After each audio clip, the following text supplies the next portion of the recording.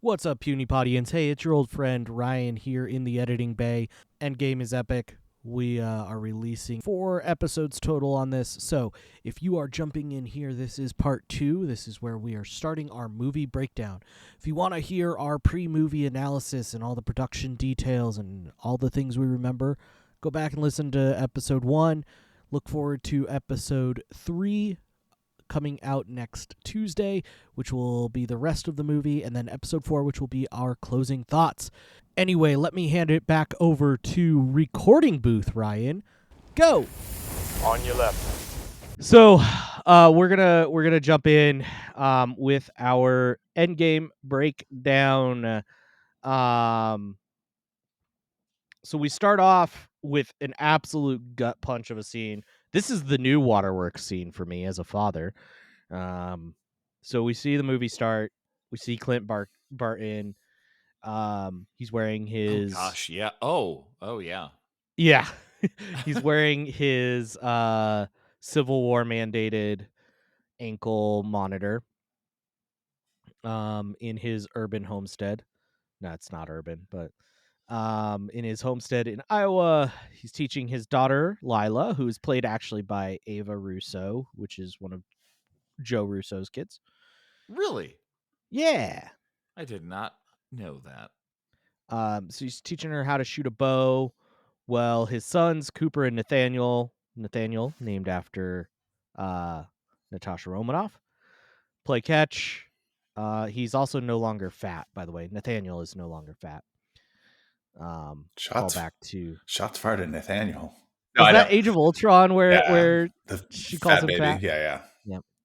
Damn. Meanwhile, Mom Laura is grilling hot dogs and asks what I have to hope was not a scripted question. My first note. Yeah, go for it. Do you want mayo or mustard or both on your hot dogs? Erik, as a Chicago native, tell us your opinion on mayonnaise on your hot dog. I'm going to be vulgar again. Language. You. I don't mayo on a hot dog. I don't hate mayo as like an extra condiment down the line on your hot dog. I've had I've had a really good Sonoran dogs in Arizona. They have mayo and I don't mind some of the different takes on a hot dog, but seriously, you're some folks in just grilling hot dogs. You're not doing a thing. I wouldn't have minded if they put ketchup on it. Yeah, why were just your out options in the middle of Idaho eating a hot dog? Why weren't your options ketchup or mustard? Right. Like that mayo? Because okay, I'm just gonna mark it right here. His wife is a Skrull. There's no other explanation. And Clint hates his sons as a result. Oh, totally. Like you could tell. Like at this point in time, I'm just like, their Thanksgiving dinner has got to be the absolute worst, and he just like puts up with. He's like, sure, yeah. Sounds... Oh yeah, we'll smear some ranch on the turkey. God. So yeah. This I will say this real quick just to preface it. This scene was actually supposed to be at the end of Infinity War, and they moved it to the front of this movie. Oh, it's perfect as the beginning. It's of this perfect, movie. Yes, and it brings us back in. And it reminds us of what we're missing. It totally. And Jeremy Renner, as with every other actor that's not named Robert Downey Jr. and Chris Evans, did not have the full script. He didn't know what was happening, so his reactions are real. He did not. No one told him about the snap at this point in time. So when they killed all those actors and turned them into dust, he was really devastated. My goodness, that was. You know what? Congrats to the union for letting that happen. And I'm sorry to all of the actors, but you know what? You were each given $7,000. Now I'm just imagining Infinity War as a snuff film. Oh, no. Jesus Christ. Oh, okay. Tom Holland, he was shot in the face. He doesn't feel so good. So Clint tells his wife that they're hungry, and he turns to Lila, but she's gone. He calls out to Laura. She's gone. So are Cooper and Nathaniel. By the way, their math on half of the human race, really messy. Half of all living beings. Yeah. Yeah, clearly But you know what? Oh, okay, importance I'm was sorry. not taken Clint's the into only one effect. left. It's Yeah. brutal. Sorry, man. Roll the dice. More hot dogs for Clint. Positive side, bright side. More mayonnaise for Clint. So Clint doesn't recognize the ash in the air because he wasn't at Wakanda. He didn't know what was going on. But we all know that this means that they've been snapped away by Thanos. He used the 6 Infinity Stones in order to wipe out half of the universe in Infinity War. And I guess Clint can eat all the hot dogs he wants through his tears now. Gosh. And the song. Oh yeah, the like Avengers theme. No. But like No. Before the Avengers theme. Dear Mr. Fantasy, play us a tune. Oh, Sing a song, make us all happy. Like, oh no. This is so morose. Yeah. Oh. So we get Steve Miller Band. Or was that Traffic? I don't remember who did. I think that was Steve Miller Band. I think you're right. It does, but I was just going to say, it does do a really good job of bringing you to the emotional level of the last film we were left. Yeah. Oh yeah. Yeah. It So brings you good. back to it. Yeah. Especially like we don't watch these as a marathon or anything. You'd be crazy to do so. But if you Wait, watch you didn't? Ant-Man and the Wasp and then you watch Captain Marvel, you need this kind of like ramp back into where we were at. Yeah. You need to feel devastated. Yeah. You need to feel what everybody else who's left feels. And then we see the Marvel Studios logo, and actually something interesting that I had not caught very many times is they scrubbed all of the snapped or assumed snapped heroes from the Marvel Studios logo, including Gamora, who I guess wasn't snapped but sacrificed. Right. And Ant-Man. Ant-Man is also scrubbed, but they went in and they even like animated. So there's like there's one of the scenes that's in the logo where like Scarlet Witch walks out a door, and that scene is just a door. They had to reanimate this door not opening in Sokovia, which was really cool, and I think a really cool little attention to detail by the VFX guys. Absolutely. Yeah. So then we cut over to space, where we see Tony lost in space with Nebula, who is she's learning to be a good person. Yeah, she's learning from Tony what a good person is, which, Yeah, that might pay off. Guardians kind of broke her from Thanos. Yeah. But now she lost her sister, wherein Guardians 2, my favorite movie. Sorry, gents. They have this battle, and she learns to bond with her sister in a new way, and now her sister is for real gone, and she knows she is dead. Yeah. And now she's locked in a spaceship with a meat sack who is trying to just have an okay time with her.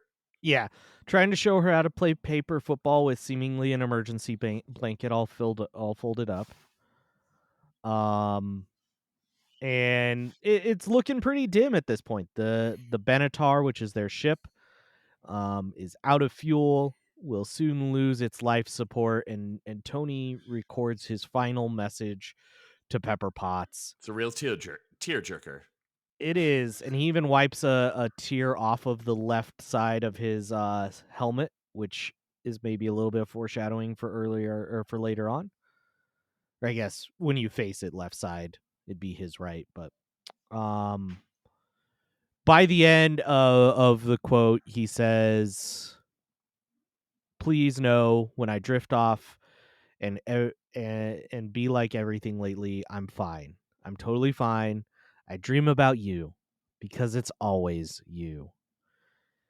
which is a drawback to his, or a callback to him naming her CEO of Stark Industries, but also, kind of as we have gone on about in this podcast, Tony was not the most faithful man in the I was world. gonna So say it being only you is it's only you, unless it's like Christine Everhart in the first movie, I or mean, can you blame him? I mean, I don't know. Adley Rushman, or any rando he hooked up with and they took a break. Come on now. Anyway, it is very somber.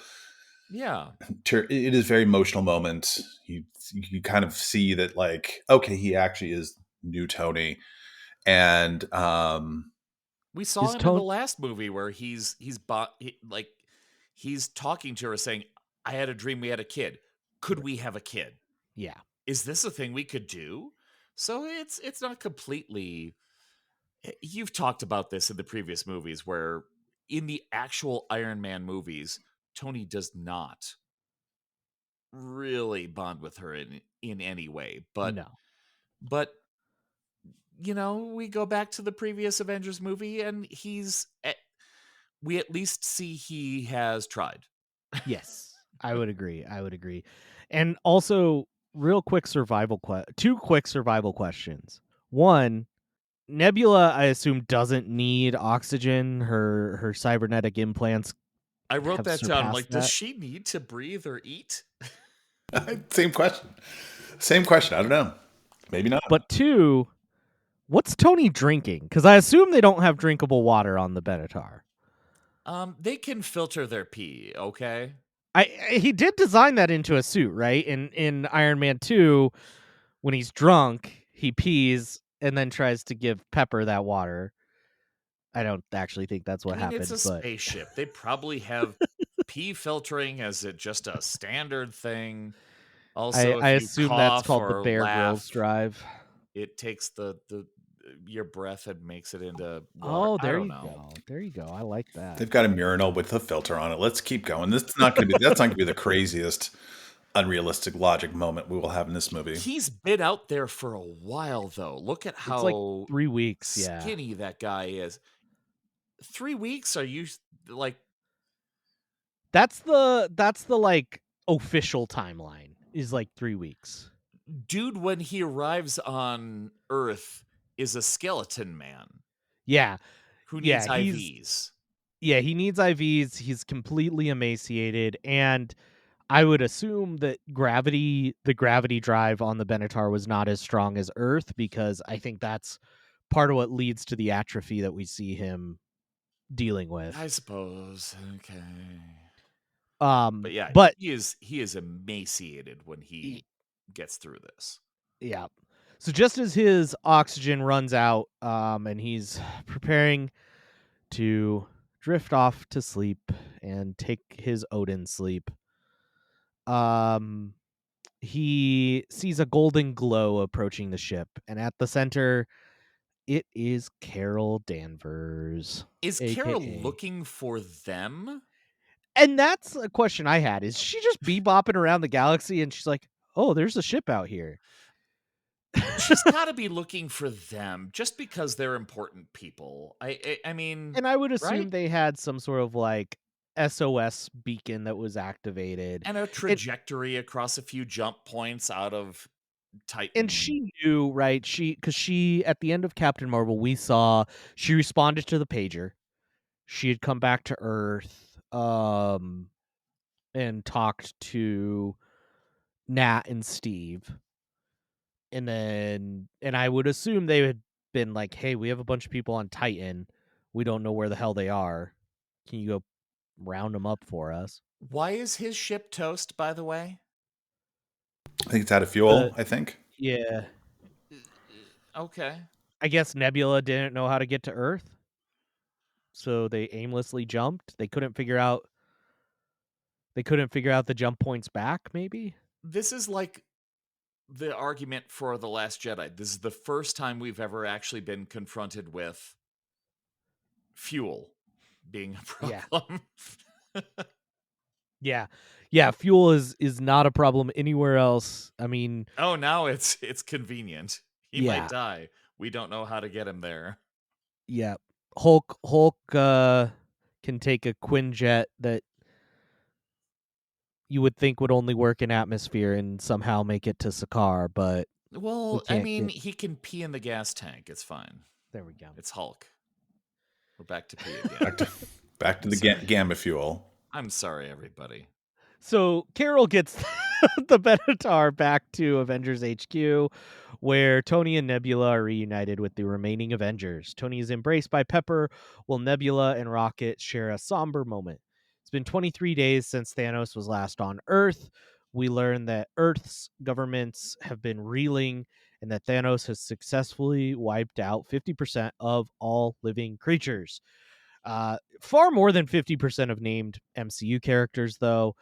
We do see in the HQ there are holograms showing people who fell victim to the snap. So you have Dr. Eric Selvig, Shuri, T'Challa, Sam Wilson, Doctor Strange, Peter Quill, Groot, Drax, Mantis, assumed Scott Lang, though we'll find out a little bit different in a second, Hank Pym, Janet Van Dyne, Hope Van Dyne, Bucky, Peter Parker, Wanda, Maria Hill, Sharon Carter, and Nick Fury.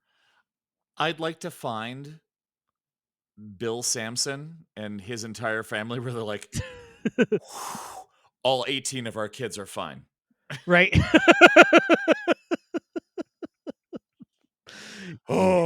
I'm real sorry about the Black Widow, but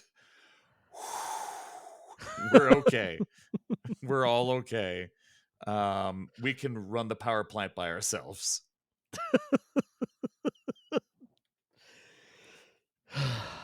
This is why you invite me to the show. We love it. I hope. We love it, Eric. We love it. David doesn't love it. Look at him. He's so sad. He's got a heart out in 12 minutes. He's got a heart. Oh, never mind. We won't go there. Hey guys, push the maturity button. We have an important topic, and that's this movie. I'm kidding. So we see an emaciated Tony sitting in his wheelchair. He's angry at Steve over the Sokovia Accords and gives him an earful about how he needed the suit of armor around the world. Tony keeps prattling on about that. But Cap failed to get anything going. And so when Steve asks Tony if he had any clues to Thanos' whereabouts, Tony responds, "I have nothing for you, Cap. I got no coordinates, no clues, no strategies, no options. Zip, zero, nada, no trust. Liar." This CGI is, because he has to be CGI. Yes. Oh yeah. To be that thin. It's fantastic. Yeah. It looks completely real. Yeah, unless they went back in time and picked up like drug-addled RDJ. Oh no. There you go. Oh no. And when he says zip, nada, no trust, liar, he actually takes his arc reactor off, right, and hands it to Steve. Proof that it's not necessary for his bodily function. It's just a thing that he needs for safety. Yeah. Yeah, it's at this point it is 100% the armor, and we hinted towards that, right? That's, I think Pepper said something in Infinity War of like, if you were serious about this, you wouldn't have done that, and she right. like, taps the arc. Absolutely. Tough look for Cap here, man. Can you just like let him chill out for a minute? Like just give him an IV and just let him take a nap? Dude's almost dead. Yeah. He's just grilling. Coordinates. Where is he? Like, he can wait till tomorrow, man. Like, it's fine. So after all that Tony's been through, he's in no shape physically or mentally to be of any help. After getting washed by Thanos and watching those he cared for die around him, he has no fight left in him. However, the Avengers are not giving up hope, and they are ready to fight. But where is Thanos? Captain Marvel says that she may be able to track him down, but Nebula tells her not to bother because she already knows where he is. She tells them about his garden, which is a distant planet that Nebula states Thanos wanted to retire to after seeing his plans through. Banner is hesitant and asks why this will turn out different than last time. Carol says, because before you didn't have me. And then I loved Road Rhodey's line here. Hey, new girl. Anybody in this or everybody in this room is about that superhero life. And if you don't mind my asking, where the hell have you been this whole time? Oof. Yeah. Carol, there are a lot of other planets in the universe, and unfortunately, they don't have you guys. Plot hole, sewed and shut. That's where Carol's been for the last 30 years. David, I mean, come on.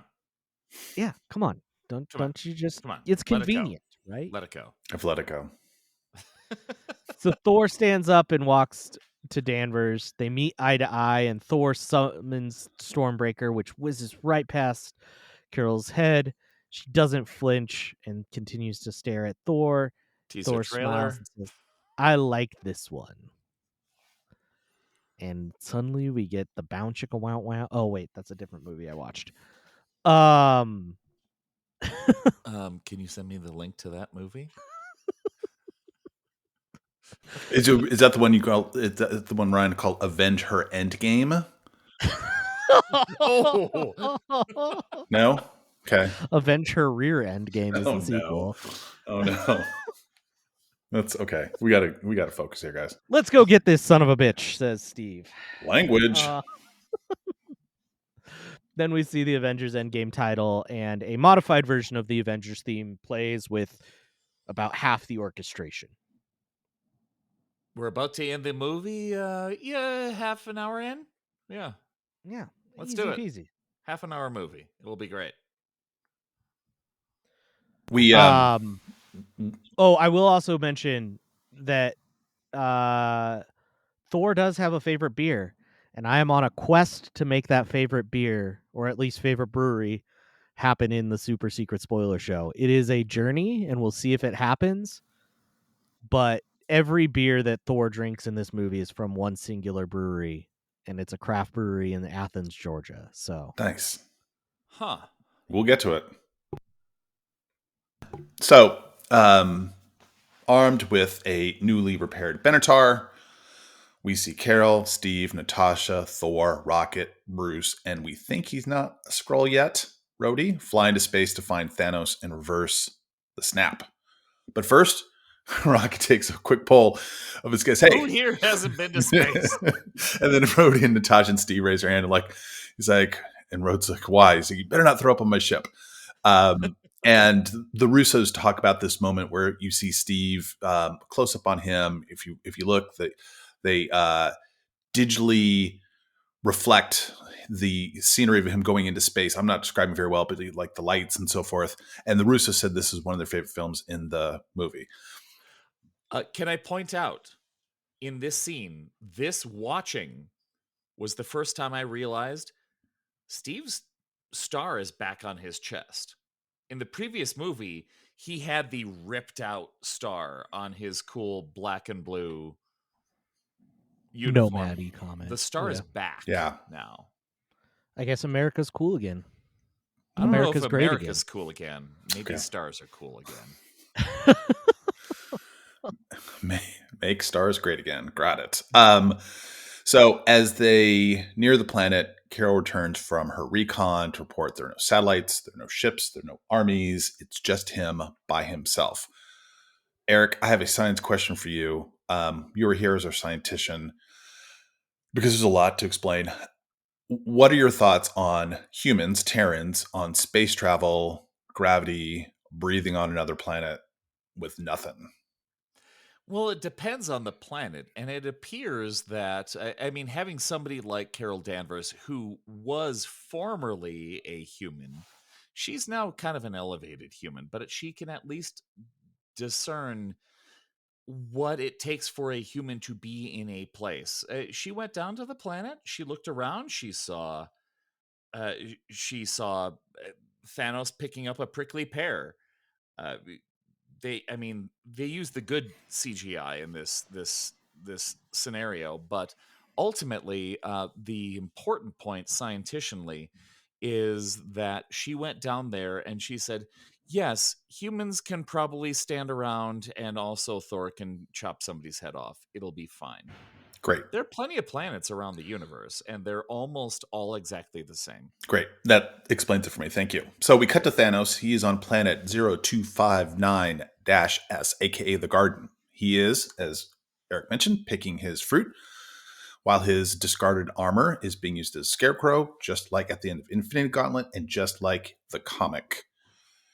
The Infinity Gauntlet comic. He slowly makes his ways up the stairs. He's kind of like ambling up. He's not doing real well. We've all felt that way in the morning time. He prepares a meal over an open fire.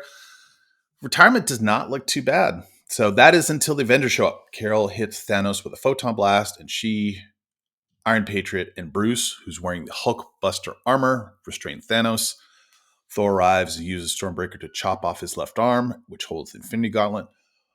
Probably should have done that in the last movie, but put that aside. Yeah, well. So they turn over the gauntlet. Steve, Rhodey, and Natasha enter. Rocket turns over the gauntlet and find the stones are missing. And when they ask for the location of the stones, Thanos reveals that he destroyed them so that no one can use them again. Thanos says, the universe required correction. After that, the stones served no purpose beyond temptation. Where are the stones? Gone. Reduced to atoms. You used them 2 days ago. He used the stones to destroy the stones. It nearly killed me. But the work is done. It always will be. I am inevitable. We have to tear this place apart. He has to be lying. My father is many things. A liar is not one of them.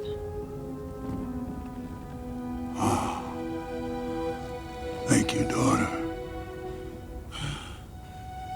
Perhaps I treated you too harshly. And then Thor, it just like decapitates Thanos right there. And I remember seeing this first time, I was like, oh, wow.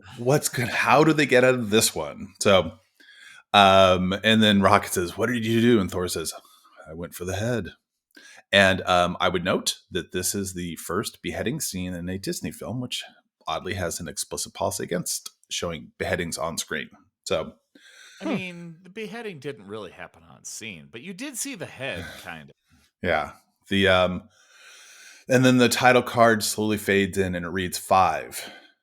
And then years. And you're like, oh, 5 years later. And you have this, that was the moment of like, oh my God, what has happened?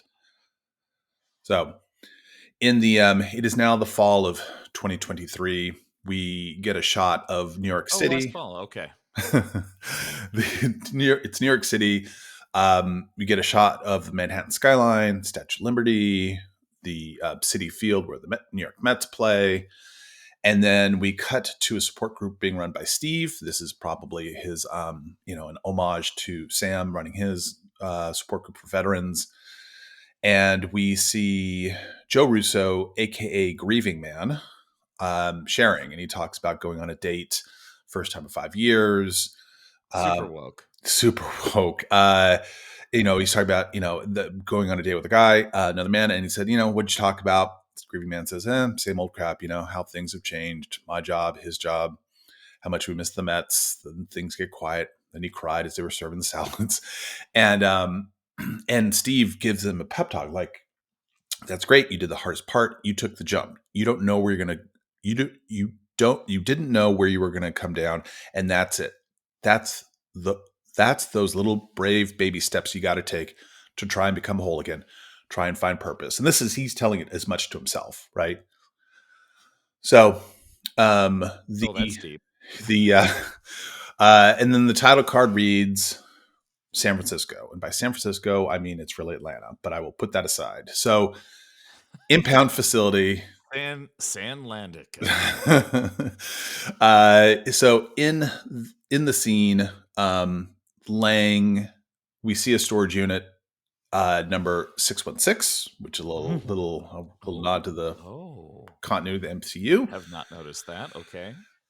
And it's thank you. a space marked Lang, who, as we know, was, and in there is the ex-con van and a bunch of other junk. And the 1 in 14 million includes a rat the chances that the rat crawls across the front and like activates, the quantum tunnel.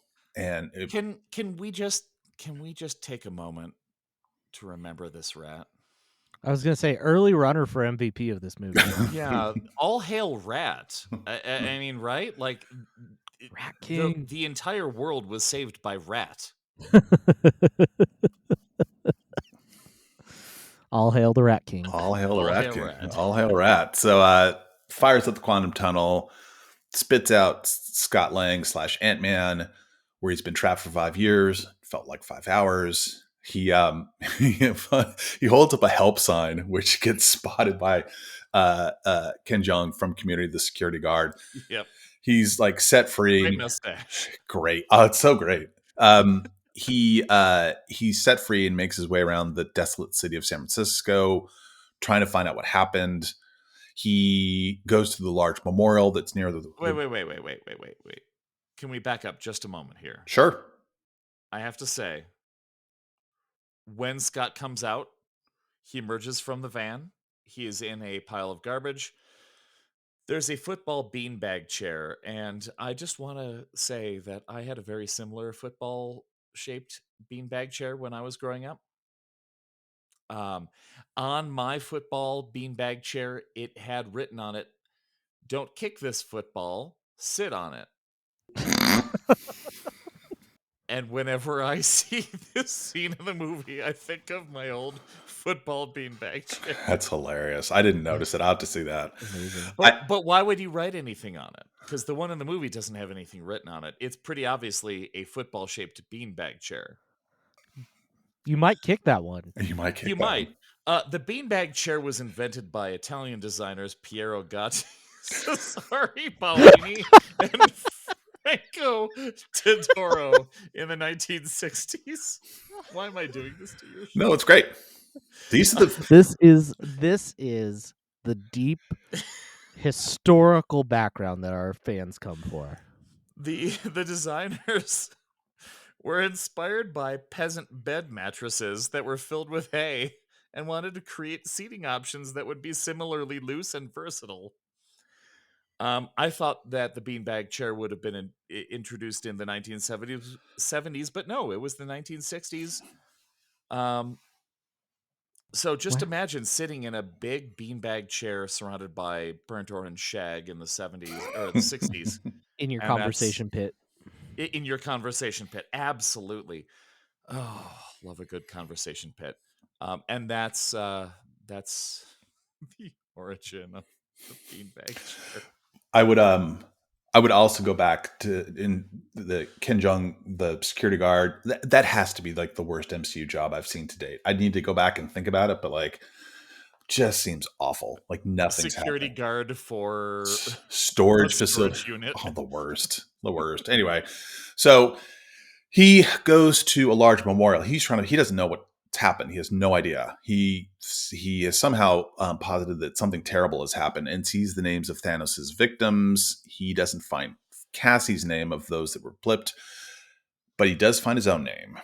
And the name of some of the Russo's other kids. So I can imagine the Easter eggs of just like all the names on there are probably like friends and family, all of them. There's like the art director from Thor Dark World is on there. The like VFX studio head. I looked it up, and almost every name shows up somewhere in a credit somewhere in the MCU. So you're saying Thanos had it out for the production design of every single movie exactly. in the MCU. I'll make sure they don't make a movie about me. Snap. What a jerk. So he eventually walks through garbage covered suburbs. He finds his daughter Cassie, and this is just like for me the first big gut punch of the movie. She's now a teenager. The film crew have basically said they were misty-eyed filming this, and that his and they credit to his improv line, "You're so big," and I was just like, "Oh my god, he's just missed 5 years." That's heartbreaking. And suddenly she'll look different in a future movie. Whoa. Don't spoil it for me. We cut to a Zoom chat. It's Natasha, Rhodey, Rocket, Nebula, Carol, Okoye, and they are seeking to maintain a semblance of order on Earth as much as you can. Carol mentions she's going to dip out for a bit. And for a bit, we mean for the next 2.5 hours. And while Natasha makes a nervous manager, we can't afford her for the entire movie. We Okay? can't afford it, exactly. She's like, Natasha's like, the channel is always active, so if anything goes sideways and it's making trouble, comes through me. Rode hangs out on the Zoom for a second, and Nat asks him where he is, and he being Clint. Rhodes goes, Mexico. She asks him about it. She's like, Rhodes says, Mexico. The Federales found a room full of bodies. Looks like a bunch of cartel guys. Never had a chance to get their guns out. Natasha's like, it's probably a rival gang. Rhodes like, except that it isn't. It's definitely Clint. And she's trying to like talk herself out of it. It could have been like rival gang. And, basically, I got to tell you, there's a part of me that doesn't even want to find him. And then Rhodes promises Natasha to tell her where Clint turns up next. After the Zoom chat ends, Steve shows up, tries to cheer up, and as they talk, they receive an alarm. It's someone at the front door, and it's Scott Lang, who's arrived at Avengers HQ. Don't know how he got here from San Francisco. Put that aside. But one of the other things to note, and I know, Ryan, you saw it as well, in the cutaway scene between Natasha and Steve, you see ballet shoes, which is a nod to the Red Room, right? Yeah. Get a little bit of a hint towards Natasha's ballerina background. You also, in the Zoom call, there's kind of a tip towards Namor. There was an underwater earthquake in the middle of the Atlantic, and then Okoye basically says, "We do nothing about it. That's what we do about it." But little bit of like a, hey, Namor exists. Don't forget, Namor exists. Don't worry about it. We'll digitally lessen his package later. Sorry, that's my favorite thing from that movie. Is that they had to, make him look more like the rest of us. It was too impressive. Sorry, what? Boing. I'll also mention, just real quick, I forgot to jump in at this part, but when we are at the wall of the like memorial wall, the other onlookers are more of Russo's kids. So it's Joe Russo's son Basil, his daughter Sophia, and actually Sophia's boyfriend are the other onlookers at the memorial wall. Awkward when they break up. Jeez. Right? And they get CGI'd out of the movie later on. Yeah, could you imagine like not being married, just being like dating, and that is now literally the top grossing movie of all time. It immortalizes your like. I don't want to think about Brian. Oh no, I can't. It's one thing when it's wedding pictures, but a movie is a whole nother thing. It's in a movie that millions of people have seen. So let's jump over. Let's get a whole bunch of exposition out of the way. Oh, good. Scott says, so as David had mentioned, Scott was on the monitor. Is anyone home? This is Scott Lang. We met a few years ago at an airport in Germany. I was the guy who got really big. I had a mask on. You wouldn't recognize me. Ant-Man. You know that? Steve and Natasha brings Ant-Man. right? How can you not remember him? Steve and Natasha bring Scott into HQ, where he tells them about his experience in the quantum realm, where 5 years felt like 5 hours. Lucky for him, because that means that he was apart from Cassie for that much less. He also explains why he does not age in real life. Can't wait for the next Ant-Man movie. Yeah. I hope they make a third one.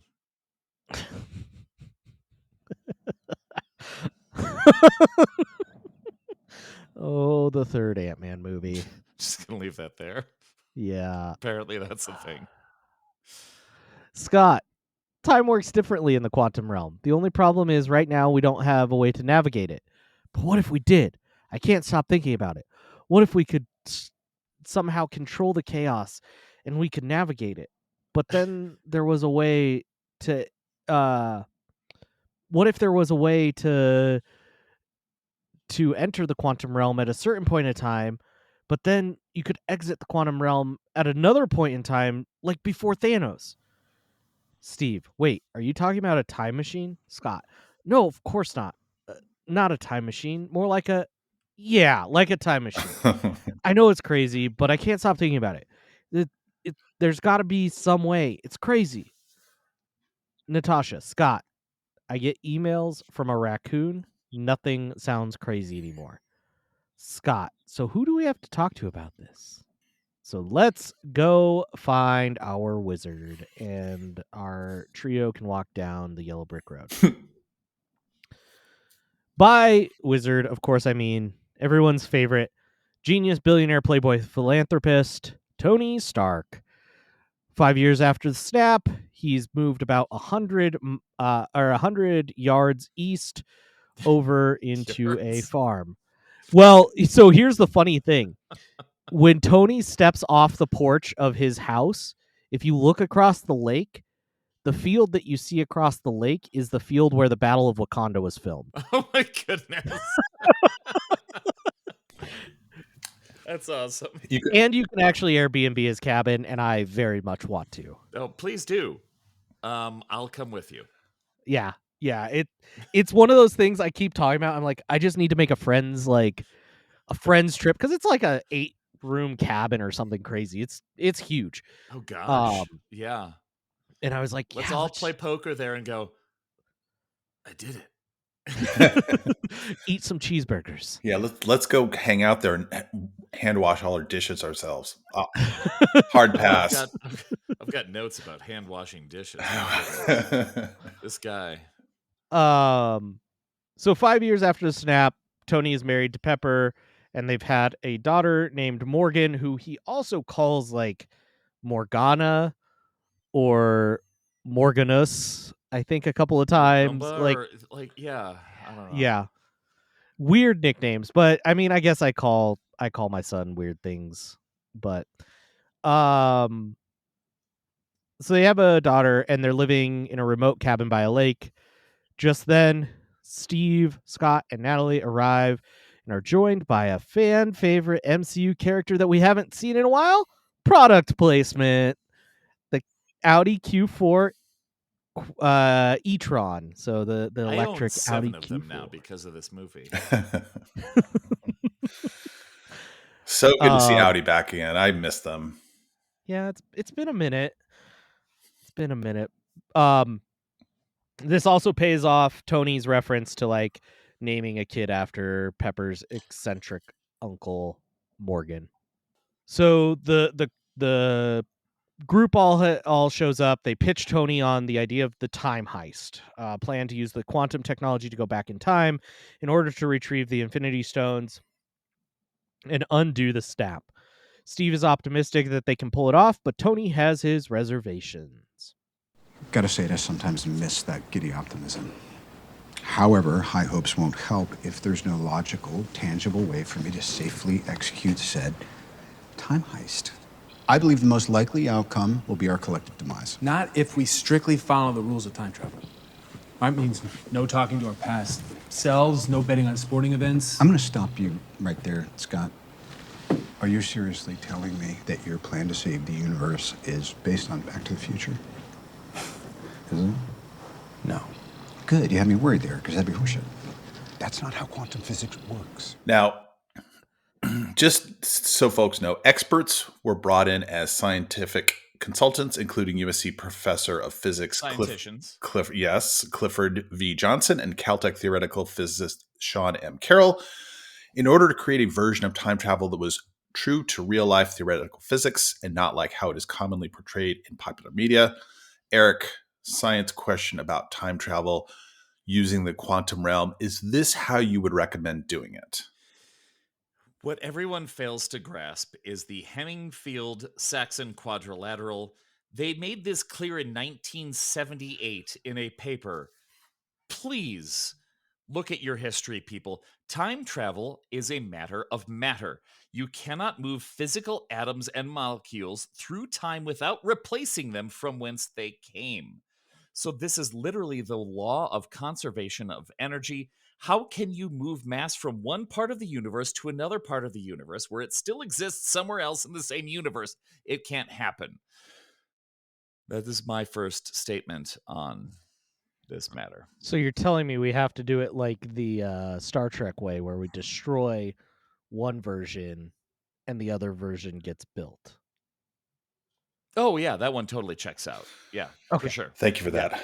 I was always confused. Continue. So they strike out with Tony and they have to move on to plan B. Someone else with a really big brain. Hello, Dr. Bruce Banner. Since they last met, Banner has gone to Mexico and successfully fused the Banner side of his personality with the Hulk side, and now he is Smart Hulk or Professor Hulk. We see a fun little diner scene where Dr. Hulk poses for a photo with some young fans who are also played by Russo kids. How many kids do the I Russos know, have? right? Like, Yeah, I will say only one. So I think it's all been Joe's kids up to this point. In this group, one is Joe's kid, one is Anthony's kid, and the other one is a nephew of theirs. Just a local friend. Yeah, right. Hey, bring your kid. Bring your friend over. I know he lives. I can't name an Atlanta landmark, but I know he lives by the Coke Museum. Bring him over to the shoot. Green. Yeah, Dab, listen to your mom. I like Scott's take the goddamn phone. He's like, They don't want to take a picture with Ant-Man. It's so good. Meanwhile, Captain America and Black Widow are sitting there going, "No, nobody." And they're not nobody even wearing cares." hats, so the kids could have Oh recognized my, they're not wearing. You're right. forgot. They're not wearing hats. No hats and sunglasses. So Bruce says it's outside of his area of expertise, but he could try and help with the time machine. Cut back to Tony. It's nighttime in the cabin. He's washing his drying his dishes by hand. Fans, Poorly. David writes most of our breakdowns, and so this hand washing thing, David, clearly you have something here. I cannot imagine that he would ever live someplace where he has to wash dishes. Like he's got, nanobots. You can get some technology. Like, good God. Like, Maybe that explains why he can't wash a dish without spraying water across the entire damn room. A photograph of him with a dead friend. Yeah. He gets water on his picture, and in front of it is a picture of his dad. And who cares about his dad? It's Peter we care about. Yeah, so he has to move the picture of his dad, and we have the picture of Tony and Peter. That picture will never come back in the MCU. Not like 6 dozen more times. Oh. Oh wait, are you from the future? I time traveled. I just want to let you know that what you're failing to grasp about the future is cardigans. It's very cold in the future, David and Ryan. Time travel, even colder. These people would have all frozen. All of the people who are time traveling, they would have frozen. Oh. Yeah. Is that why Doctor Who wears cardigans? Yes. Yeah. Perfect. Thank you for understanding. Yeah. Next topic. So we get a little scene where Tony's doing research on trying to figure out the time travel thing, and he decides to invert the Mobius strip. I guess flipping it upside down makes it work. And he figures it out, and he goes, "Shit!" And behind him you hear, "Shit!" Great little scene where Morgan basically uses this to extort some juice pops, which is one of the least believable scenes from this movie. As a parent, Morgan is getting all that sugar, then going straight to bed. Yeah, freaking right.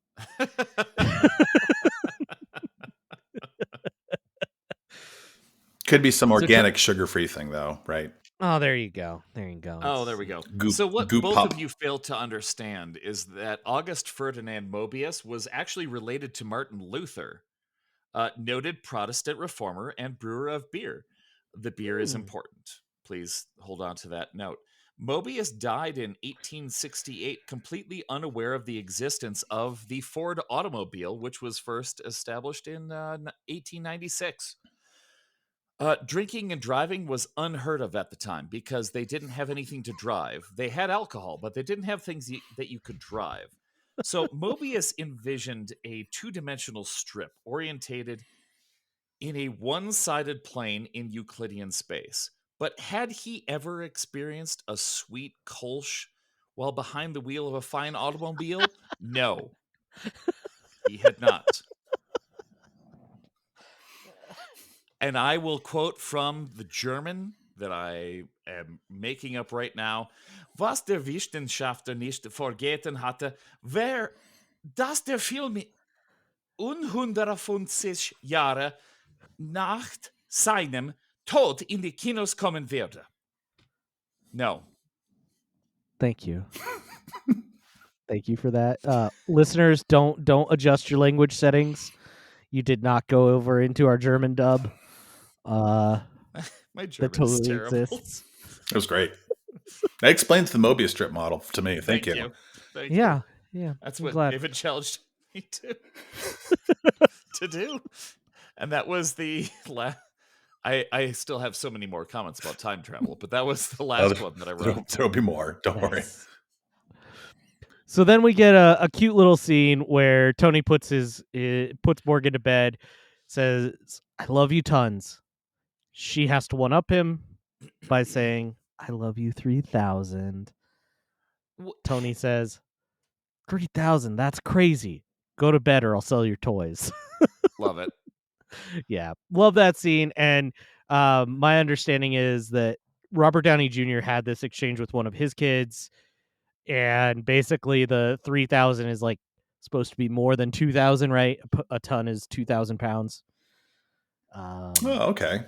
I love the people that put so much thought into it, where they were adding up the amount of minutes in Marvel films up to that point. It's like, oh no. Yeah, I think something like the Infinity Saga equals 3,001 minutes, depending on what cut you're watching. Right. Like it's just a cute thing to say to your kid. Yeah. Right? Yeah, exactly. So after he tells Pepper, or after Tony tells Pepper that she was in the low 600 to 900 range, he tells her that he figured out time travel. In this scene, Tony's conflicted. He's figured out time travel, but he's afraid of what may happen. I can't help everybody, Pepper. Sort of seems like you can, Tony. Not if I stop. I can put a pin in it right now and stop. Pepper. Tony, trying to get you to stop has been one of the few failures in my entire life.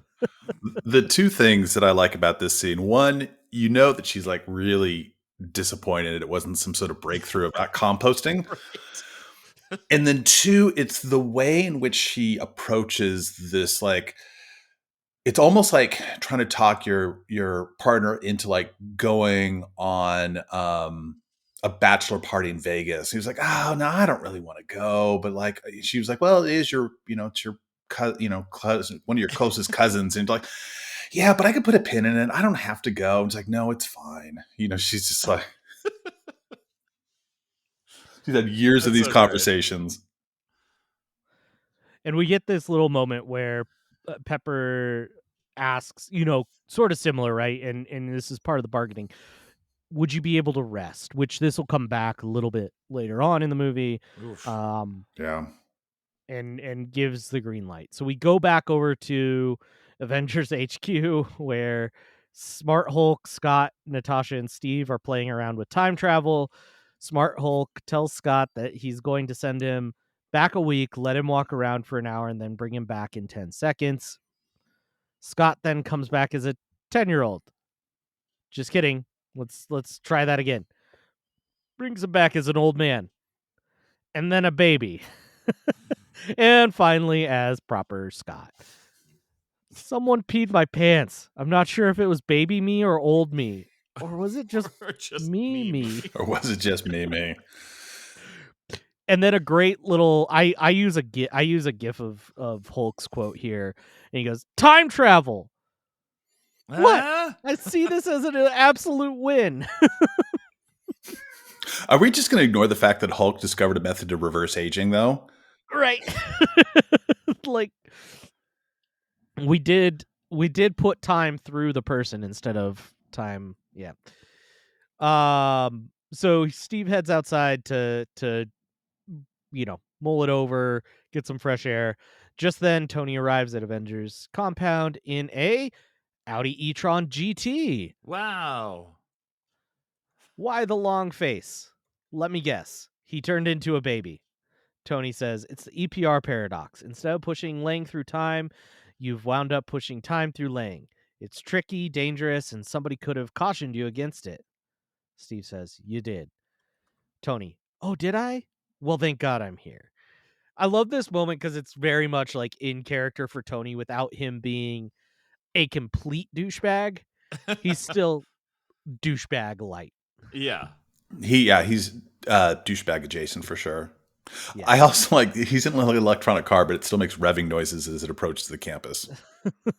Well, that was like of the time. They were like putting those speakers on the electric cars that you could pipe like TIE fighter noises in. Yeah, and stuff. they need to make some noise so you don't get hit by a car that you can't hear. Correct. Yeah. Yep. Yeah. I would also like to point out that one of the things that Hulk also failed to grasp is the Arturo Sandoval paradox, part 3. If jazz can exist in the universe, then can time travel? There's a lengthy paper by Alexander Dubois in Physics Psychics Annual that contests that argument. Oh, Yeah. Read it and let me know what you think. read it and weep. No, you don't have to weep, but you might. You might. You will. Along with being a scientist, Erik is also a jazzicist. So I'm also a jazzicist and a psychicist. Tony shares that he's developed a space-time GPS, which I am amazed they have not made a Magic Band version of. Oh, completely. Yet. Oh gosh, yes, the perfect piece of merchandise that they have never produced. Hey, Disney, when you hear this and you make that, I want in. He offers to help with the time heist, but no matter what they do, it cannot endanger his family. Tony and Steve finally bury the hatchet, and Tony offers Steve back his shield. Tony tells him to keep it quiet because he didn't bring one for the whole team, and then asks if they are, in fact, getting a whole team. I'm glad that the Audi has a good-sized trunk, because the shield is pretty big. Yeah, I don't have the exact specs, but it does have a spacious rear cargo compartment. It's got a spacious rear. Oh boy. Yes. Oh no. As Scott attempts to eat some crispy tacos outside Avengers compound, the Benatar arrives with Nebula and Rocket, who's looking for Big Green, and so does the Iron Patriot, missing the idiot in the landing zone. We're just missing a few more Avengers. This scene was great because as the Benatar lands, it's like after its thrust knocks the tacos out of Scott's hand, and you have to get Hulk walks up giving Ant-Man Iron two new Patriot walks up. tacos. What's up, regular size man? So good. As a taco aficionado, I was very saddened by that scene of him losing his tacos. So There's so much lettuce and a small amount of meat. So I know Or those are not like true, authentic, like San Francisco Mission tacos. Those look like they're Taco Bell. totally Taco Bell. So But it is Atlanta, so whatever. As Tony and Bruce nerd out on the time machine, the Avengers reach out to others for aid. So first thing, we see Hulk and Rocket ride in the back of a truck to a Norwegian town named New Asgard, aka Tonsberg. I think I said that right. That we have seen in Thor, where Odin and the Asgardians fought Laufey and the Frost Giants. Odin then later brought the Tesseract there. We saw it again in 1942 in Captain America, where Johann Schmidt, aka Red Skull, discovered the Tesseract, and which is later recovered by Howard Stark and Shield. So we're going back to familiar territory. There, they hope to visit Thor. Banner sees Valkyrie and says, "Ah, Valkyrie, great to see you, angry girl." Oh, that was terrible. It's supposed to be more New York. Anyway, she tells them that Thor is a recluse and won't see them. She tells them they only comes out once a month for supplies, aka beer. Hulk and Rocket make their way to Thor's home, where they knock on the door and ultimately let themselves in. There they find a shirtless fat Thor who's had a few beverages that morning and is super excited to see Hulk and Rocket. Thor introduces them to Korg and Meek, who invite them to beers and open Wi-Fi. Korg is playing Fortnite and warns Thor that he's being bullied online again. We had this fun scenes like, he's like, "Hey, yeah, new master called me a dickhead." Thor's like, "New master, hey, it's Thor again. You know, it's the God of Thunder. Listen, buddy, if you don't log off this game immediately, I'm going to fly down over to your house, come down to that basement you're hiding in, rip off your arms and shove them up your butt. Oh, yeah, that's right. Go cry to your father, you little weasel." A couple things about this real quick. Originally, the Russos claimed that New Master 69 was Wong. And then later, in an Xbox tie-in advertisement for the Falcon and the Winter Soldier, it was revealed that it was Aaron, the Apple Store employee from Captain America, the Winter Soldier. So I have been Aaron. I have been Aaron. Exactly. So a couple of other things real quick. The Thor wears gloves the entire time to cover the seams on his fat suit.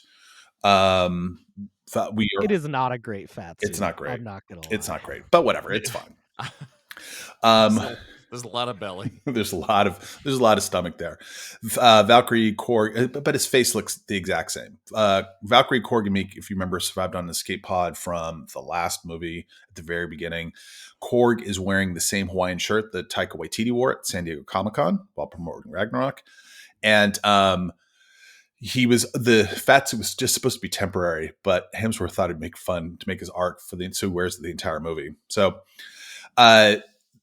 Thor sorts that out. Character-wise, though, like, imagine what it's like to be an inch away from saving the entire universe.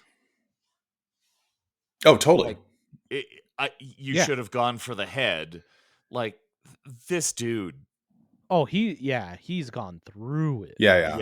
I get it, and I think the fat suit is probably the quickest and easiest way to show, oh, this guy knows he's screwed up. Mm-hmm. This guy knows he could have prevented all of this, and yet we get into it more later, and they kind of play it off a little, maybe too comical for the rest of the movie, but it helps as a shorthand to say this guy knows he's the one that could have prevented all of this from happening. He could have hit Thanos in the head. He could have ended everything last movie, and we wouldn't have to watch this 3-hour movie that we all like. Yeah. No, he's completely, you raise a really good point. He is completely shook. He is frightened of the prospect of going and potentially trying to like fight Thanos again. And so when they're trying to persuade him to join the cause, he's not interested until Rocket tries to entice Thor by telling him that there's more beer on the spaceship, and Thor goes, "What kind? What kind?" So my question for you: you're in Thor's shoes. What beer is it? If I said, "Hey guys, I've got this beer on the spaceship," they would be like, "Fine, okay, I'll come aboard." Like, what would be your go-to? Like, yeah, I have to have that. I mean, personally, I don't know. I think Thor probably wants a dark beer that was maybe fermented on spruce. Get a little bit of that Nordic flair to it. I think That sounds delightful. Einstück, is that the Icelandic? Yes. It is. Yep. Yep. It's delicious. Let's go for that one. Okay. Ryan, what beer would get you to join the fight? Well, I would probably have to go with the wasabi and soy sauce sour made by Weldworks Brewing. That sounds wild. No, thank you. Oh my goodness. I want to try it. I absolutely want to try it. Yeah. That is wild. So Wow, wasabi. Yeah, I saw that like the other day. I was like, oh, all right. Weldworks is really getting out there. That's crazy. So we then cut to Tokyo, aka Atlanta again. It's dark and rainy. I'm just going to keep pointing that out. And we see a battle between a mysterious figure and a local crime gang. Ronan is brutal and vicious. He makes quick work of the gang before confronting the crime lord, who is named Akihiko and is played by Hiroki Sanada, who was in Shogun, Logan, Westworld, Bullet Train, John Wick 4, great actor. Wish he was in this more. And they say in Japanese, which I will not attempt to do, why are you doing this? We never did anything to you. Ronan says, you survived. Half the planet didn't. They got Thanos. You get me. And they fight. And Ronan's like, you're done hurting. Ronan says, you're done hurting people. And Akihiko says, we hurt people. You're crazy. They fight again. He's wounded twice. He drops his sword, falls on his knees, and he says, wait, I'll help me. I'll give you anything you want. What do you want? And then Ronan Clint says in English, what I want, you can't give me, and then just kills him. And it's just this brutal scene. And he wipes the blood on the sleeve of his arm off of his sword. And yet a good 15, 20 feet away, he knows that Natasha is there. And watching it happen. Just watching it happen. And like, I don't know if it's her perfume or whatever. Like, this is someone he knows extremely well. He turns and he sees Natasha. He basically says, you shouldn't have come here. And, at this point in time, we find out that Ronan is actually Clint, and that the death of his family is turned into like a raging revenge monster. But he joins on the very remote chance of seeing his family back in the fold. So we cut to the Avengers compound, and there we see the team gathering as they prepare to test out the time machine. Thor is drinking his morning beer. Why not? Who doesn't? It is a Tropicalia IPA by Creature Comforts in Athens, Georgia. Tony says, move it, Lebowski, as he's hauling stuff by. We see Rocket working on the time machine. Scott is trialing out the new time travel suit. Scott snaps at Smart as he tries to put on a normal-sized vial of Pym particles using his enormous fingers. It's this funny scene where it's like the Pym particle is like this big, and he's just trying to jam it in there. Like, hey, man, we only have so many of those. So we only have enough Pym particles to pull off the various time travel runs plus 2 test runs. Well, make that one test run because they mess up. Then, which leads to a point where Rhodey and Scott suggest going back in time and killing baby Thanos before he gets the stones. And Rhodey does his pantomiming strangulation. It's so slow. It's so slow. Side note, Rhodey's actually very funny in this film. I really enjoyed this scene. First of all, that's horrible. It's Thanos. And secondly, time doesn't work that way. Changing the past doesn't change the future. Look, we go back, we get the stones before Thanos gets them. Thanos doesn't have the stones. Problem solved. Bingo. That's not how it works. Well, that's what I heard. Wait, but who? Who told you that? Star Trek, Terminator, Time Cop, Time After Time. Quantum Leap. Wrinkle in Time, Somewhere in Time. Hot Tub Time Machine. Hot Tub Time Machine. Bill and Ted's Excellent Adventure. Basically any movie that deals with time travel. Die Hard? No, that's not one. This is known. I don't know why everyone believes that, but that isn't true. Think about it. If you travel to the past, that past becomes your future. And your former present becomes the past, which can't now be changed by your new future. Exactly. So Back to the Future is a bunch of bullshit? And at this point in time, you realize that Scott and Rhodey and Clint are probably the dumbest Avengers. Like, it's just... Now, Barton volunteers to be the time travel test dummy because he figures like he's got nothing to lose, right? Like he either if it works, then he might have the chance of finding his family, and if it doesn't work, he doesn't care. He put him out of his misery. So he enters the quantum realm, travels through a series of quantum tunnels, and lands back at his house. He hears his family talking inside the house, rushes in to see them, picks up a glove only to be transported back to the present. So Clint not only survived the trip, but succeeded in bringing back the baseball mitt, which answers the critical question about whether the plans to steal the stones from the past could actually succeed. Now, I will put aside the fact that earlier on they said they're going to send him back in time, let him walk around for an hour, was really more like 3 minutes, but whatever. But Erik, science question for you: whether the glove would be the same age as it was when it was transported, or would it get older? So what you're failing to grasp in this entire concept is the bread protein paradox. In any given casserole, think of a casserole. Okay. Are you thinking of a casserole? I am. I'm closing my eyes. Okay, yeah. I'm thinking of hot dish. Please, open your mouths. Okay, all right. There's a spoon coming for you, and it's got some casserole. The choo-choo train. There's a necessary balance between the ingredients in this casserole between protein and the filler. Sure, the success of a casserole is based on which starch you use and its proportion to the protein mixed within. What are we talking about? So that's like how the Pym particles mix with quantum proteins, right? Oh, that's right. Because, back in 1976, Frank Grimes proved that this type of time travel is possible because he gathered all of the Pym particles that were currently available in that time and brought them to a nuclear power plant in Springfield. Oh, wait, sorry, that was 1997.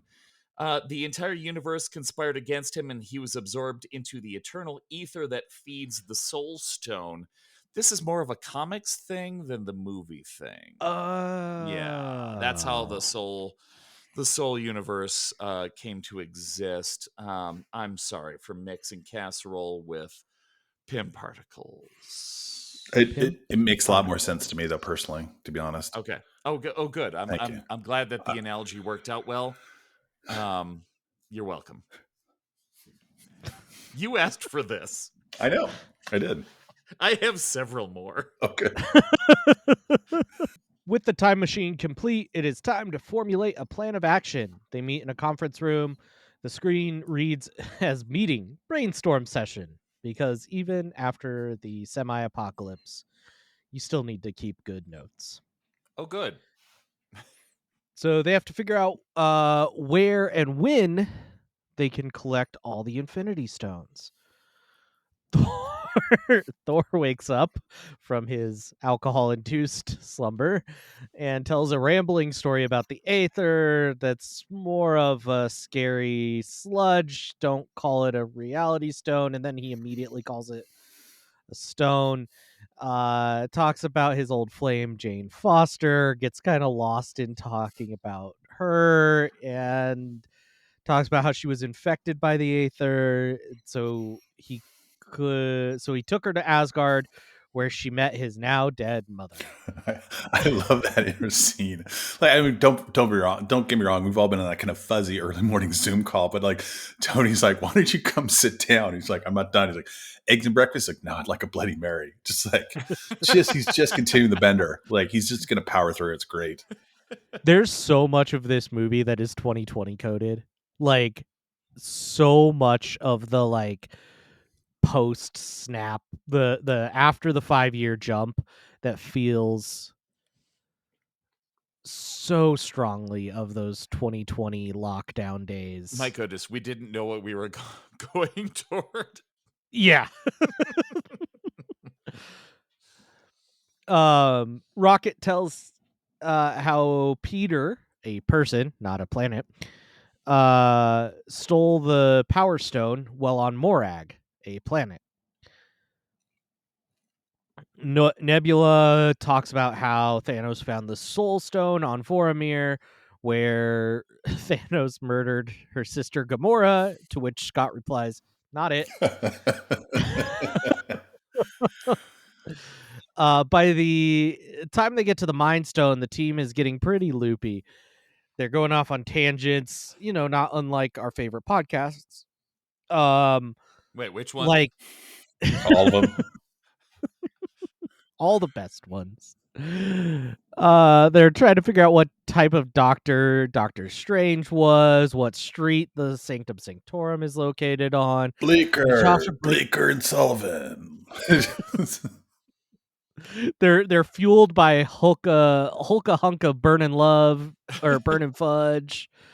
Natasha breaks the conversation when she realizes that the three stones that they're still trying to figure out, mind, space, and time, were all in New York at the same time.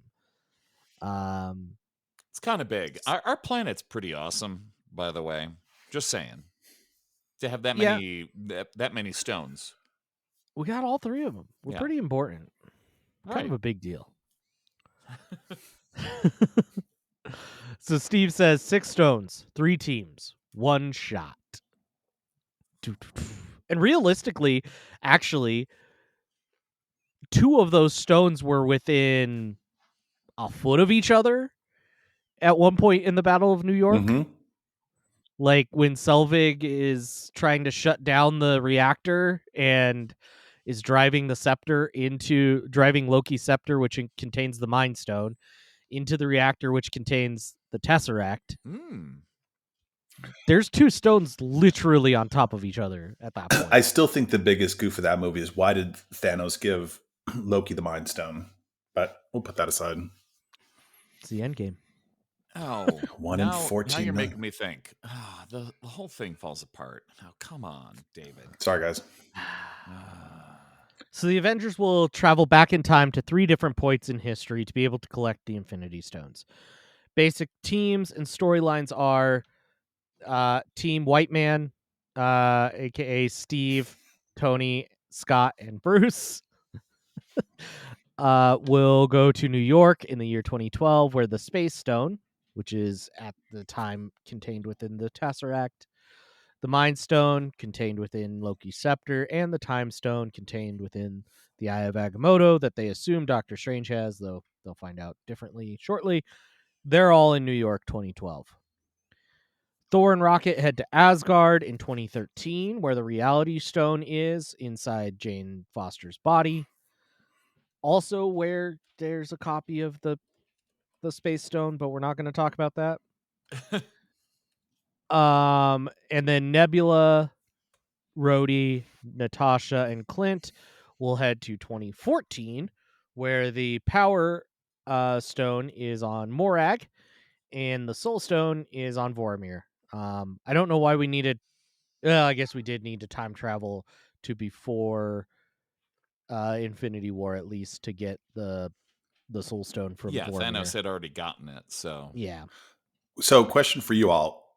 Which of these trips would you be most excited to go on? Which time heist? I would probably go... I mean, Morag seems all right. I don't want to be part of the group going to Vormir, knowing what I know, but... Yeah, that seems like a hard no. I'd go back to the 70s and hang out with Stan Lee. Yeah. Who is That's yelling fair. at the military base. I think Asgard would be pretty cool, too. Yeah. We're skipping ahead, but, you know. They got some that sweet, sweet ale in the wine room, right? So Steve delivers his typical halftime motivational speech with a fun little jab. Wow. We have a plan. 6 stones, 3 teams, 1 shot. 5 years ago, we lost. All of us. We lost friends. We lost family. We lost part of ourselves. Today we have to take a chance, or we have a chance to take it all back. You know your teams. You know your missions. Get the stones. Get them all back. 1 round trip each. No mistakes. No do-overs. Most of us going somewhere we know. That doesn't mean we know what to expect. Be careful. Look out for each other. This is the fight of our lives, and we're gonna win, whatever it takes. Good luck. Find America's ass along the way. Exactly. And there's this fun little moment where after he delivers that speech, Rocket goes, "He's good at that," and to Scott Lang, and Scott Lang's like, "Right." Pretty great. Although that is one of those moments where you can tell, I think maybe what's his name who played Scott Lang? Why can't I think of his Paul Rudd. Paul Rudd was not super used to acting against a full CGI character, because if you look at him, it's kind of like, is he actually reacting to Rocket? He's looking across the room. Right. I've never noticed that. Thank you. This is the second time you've ruined the movie for me. That's You're great. welcome. Thank you. You're welcome. Well, listeners, from here, we are actually going to go into the time heist. But a real quick note before we do, instead of following it in order where it happens in the movie, because that gets really convoluted and there's a lot of back and forth. Instead, we're going to kind of follow each section of the heist. So, for example, we're going to start in New York 2012. Then we'll move on to some of the stuff in New Jersey and so on and so forth. So instead of like bouncing around from one scene on Asgard over to a scene in New York, because they don't actually interact with each other, they don't have trans-dimensional communication or anything like that. It made more sense to kind of follow each part of the heist through. That just made a little bit more logical So their sense magic for bands us. will bring them to a point in the past and back to the present, but they can't talk to each other. Correct. Disney, get on your ball. Come on. Come on. But Tony has also apparently figured out edge computing enough that he does not need cloud computing to have his AI work in Space. the 1970s. But Oh, yeah. we'll get there in a second. It's fine. So, first team up is New York 2012, aka, like I said, the White Man. Hey, Gabe, Ike Perlmutter's wet dream when it comes to toys. Yeah. Oh, good. I can Steve, sell Tony, this. Scott, and Bruce. I guess one of them's a green man, but sorry, bad joke. So they arrive in Manhattan at the precise time when the city was under siege by Loki and the Chitauri army. Awesome timing, guys. I like. That was my first episode with you all. Man, what a great time. Such a good time. I like they're like in the alley and Hulk is seeing what Professor Hulk is seeing, like rampaging Hulk break stuff. And he's just so embarrassed. Like, and then he's just like, maybe you should smash something too. And just kind of like hits a car, like kind of tosses a motorcycle a little bit. Yeah. Now, question, this is a legit question. Is Professor Hulk / Smart Hulk, is he as strong as regular Hulk? I think so. Okay. Just curious. I think, comic wise. Yeah. Yeah. Okay. So Bruce makes his way to the Sanctum Sanctorum where he meets the Ancient One. He asks for Doctor Strange, but she tells him that he's 5 years too early. She was the Sorcerer Supreme before Doctor Strange, so therefore that's why she has the Eye of Agamotto. Hulk asks her for the Time Stone and moves aggressively towards her to claim it, but the Ancient One refuses and knocks out Hulk and separates Bruce's astral form from his physical form. Kind of like the out of body experience that Stephen Strange experienced the first time we met the Sorcerer Supreme. I will say that I think it's a bit of a goof, but I think you're supposed to. I don't know how they can communicate because I think you're supposed to be in the same plane to talk. But I guess we'll let that one go. Yeah, I mean the Ancient One can be in multiple. I would give her. I would give her license to have been on multiple planes at the same time. Yeah, if Tilda Swinton can knock you out of your body, Tilda can also talk to you. Come on. And I think there was also I saw you noted this here, David, but I also caught it that the New York Sanctum was guarded by Daniel Drum prior to Stephen Strange, not the Ancient One, but I would assume that she was there checking on something. She wasn't the guardian of that sanctum, but Right. she was checking in on the New York She was Sanctum. the one of the showers was leaking. There you go. Yeah. And Daniel's like, I don't know a darn thing about plumbing. And she's like, it's fine. I got it. Yeah, I got this. Bruce pleads with the Ancient One for the Time Stone, but she refuses. While obtaining the Time Stone would save Bruce's continuity, it would doom the Ancient Ones. The Ancient One says, the Infinity Stones create what you experience as the flow of time. Remove one stone and that flow splits. Now, this may benefit your reality, but my new one, not so much. In this branched reality, without our chief weapon against the forces of darkness, our world would be overrun. Millions would suffer. So tell me, Doctor, can your science prevent all that? Ignoring the fact that she could go pick up one of the other two Infinity Stones that are in the city at the same time. No, but we can erase it, because once we are done with all the stones, we can return each one to its timeline at the exact moment it was taken. So chronologically, in that reality, it never left. Ancient One. But you are leaving out the most important part. In order to return those stones, you have to survive. Bruce, we will. I will. I promise. The Ancient One.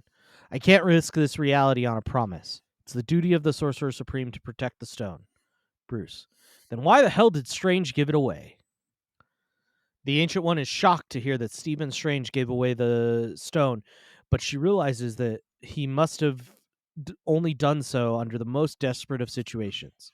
Bruce promises to return the borrowed stones when they are done to the exact moment where they borrowed them, thus saving these alternate timelines as well as their own. So the Ancient One opens up the Eye of Agamotto and entrusts the Time Stone to Bruce. One storyline down, 5 more to go. So we move back over to a different part of New York. This is, I think, the part of the time heist that gets the most screen time, if I remember correctly. I think so. Steve, Tony, and Scott infiltrate Avengers Tower to obtain Loki's scepter and the Tesseract. We see a flashback scene of the Avengers where a defeated Loki is surrounded by the team. He asks them for a drink.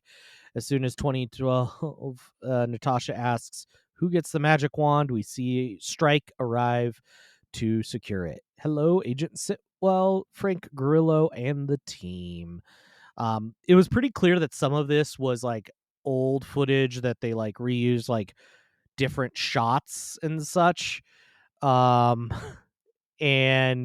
that was not the best CGI in those. Like you could tell that there were some things added in. One of the things I noticed is like when Iron Man lands and he tries to sneak off, it looks really bad.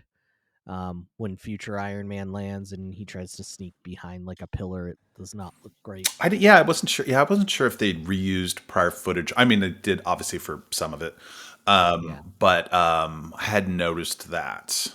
But yeah, you're right. The CGI, that you can imagine, that would be one of the technical challenges of like balancing out the CGI.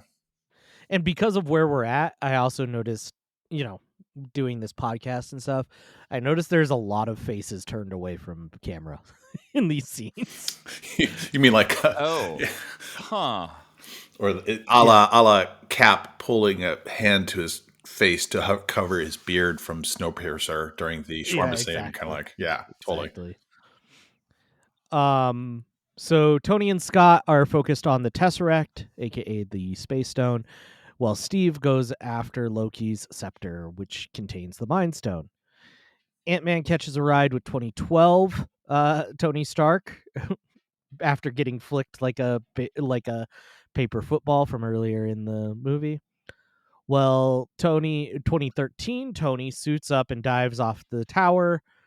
Meanwhile, 2012 Avengers take a bound-up Loki and the Tesseract to the ground floor on the elevator. Hulk tries to join them, but is told to take the stairs. Hulk, I hate the stairs. Hate the stairs. So many stairs. Yeah. I don't know why he couldn't just jump off the building, but it's fine. Yeah, or just jump down the stairwell's pretty narrow. I guess he probably couldn't have made it there, but. Iron Man advises Tony that Strike/Hydra agents are taking the scepter to the lobby via elevator. Iron Man advises Cap that Strike and Hydra agents are taking the scepter to the lobby via elevator. Cap joins the elevator and as it heads to the lobby, and we get a repeat of the fight scene in the no, just kidding. I wanted that so badly. Rumlow is surprised to see Cap and tensions start to mount. Cap tells them that he received a call from Secretary Pierce and that Steve will be running point on the scepter. The others in the elevator express extreme skepticism, easy for me to say, until Cap leans towards Sitwell and whispers, "Hail Hydra." Cap walks off the elevator with the case, which contains the scepter and Mind Stone. Easy peasy, lemon squeezy. We are through there. I will say that the Hail Hydra thing was actually, that was like a huge deal at the time in the comics. At the time of this movie coming out in the comics, like there was like a storyline going on where a brainwashed Cap had gone and fought with for Hydra. Yeah, we were pretty sure he was really on Hydra's side. Yeah, and so I remember like the comic panel that like broke the world at the time was Cap doing this, where Cap said "Hail Hydra," and so it was kind of interesting that they kind of brought it back in as kind of a, hey, this is something we're currently doing. Check it out. I also like that it's the reverse of how it happens in the movie, where like slowly the Hydra agents all like eventually like join the elevator. There's so much tension in that scene. They did it so well. It's so good. The other thing mentioned on the elevator and scene is Dr. List. He was the Baron Strucker's lead scientist, who we see in the end credits of Winter Soldier and at the beginning in Age of Ultron. He was never named in the MCU, but was identified in Agents of S.H.I.E.L.D. Oh, nice. Yeah. Nice. So, meanwhile, the 2012 versions of Cap, Iron Man, and Thor are, along with Loki and the Tesseract, all arrive at the lobby of Avengers Tower. They were met there by Alexander Pierce and his personal fantasy football advice guy, Matthew Berry. I still don't know why he was there. So silly. Must be friends with the Russos. Got to be. He does the ESPN podcast, right? Got to be, yeah, or that he's married to like one of the Russos' sisters or something. It's just pure nepotism at this point in time. Yeah. So yeah, Matthew Berry's one of the bodyguards, but they want Alexander Pierce wants both Loki and the case, which contains the Tesseract. Pierce claims that S.H.I.E.L.D. has owned it for over 70 years. As they argue about the case, shrunken Ant-Man disables 2012 Tony Stark's arc reactor as a distraction after a brief mention of Axe body spray, because apparently Tony just keeps a can and a half on hand. Why not? Who wouldn't? What teenager in 2008 wouldn't?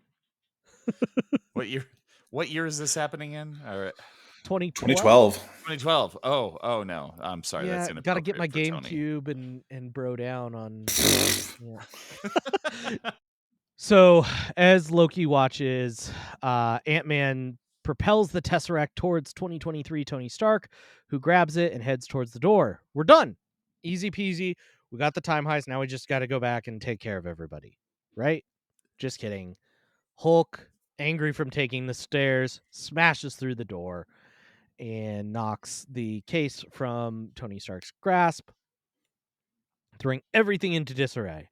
The Tesseract is at Loki's feet. He reaches down, grabs it, and teleports away, landing in a TV series that we will get to review here very, very soon. So, okay. I mean, not very soon. I think it's next year? Question mark? Let's see. I think so. I have two issues with this. One, the Hulk busting through the stairwell. That happened in the past. All the Avengers would have known about that, right? So it should not have happened that way. Like, you would have known. You know what I mean? He wasn't on the elevator, right? And then yeah, I could see that though being like something that they overlooked in like thinking about the whole thing. They couldn't remember the exact. They remembered going to get shawarma, but they don't remember. Oh crap! I forgot. I forgot he broke the door. Also, all eyes have to be on Loki. Like, that is just like the absolute worst. Like, how could you not keep an eye on him? That part I struggled with. They had to have some way to bring their best character, like their best bad guy character, back to life. You couldn't keep him dead forever. Whew, shots fired at Ghost. Okay, cool. I said bad guy. Oh, fair point. Fair point. So as Steve attempts to leave with the scepter, he encounters the 2012 version of himself who mistakes him for Loki in disguise. We get a cool cap on cap fight straight from Captain America number 156. Also, the two fighters here are actually stunt doubles who are brothers, and have served as stunt doubles throughout Captain America's run. That's awesome. 2012 Cap pulls out the classic line, "I can do this all day," to which modern Cap says, "Yeah, I know." The fight, they fight and they fall several stories before Steve manages to distract his former self with the fact that Bucky is still alive before subduing him with Loki's scepter and checking out his own ass, because that's America's ass. So my question in this scenario is, how does Cap know how to use the scepter in that way? Like, he's subjugating a person's mind. I have to imagine it's just intuitive, maybe? It's... So remember when Loki tried to do it to Tony, and it landed on his arc reactor.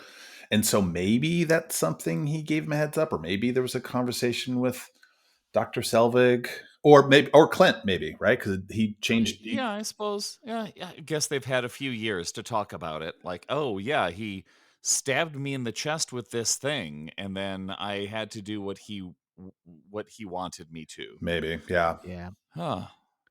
Okay. All right. I guess just, yeah. Hey, it's a movie. There we go.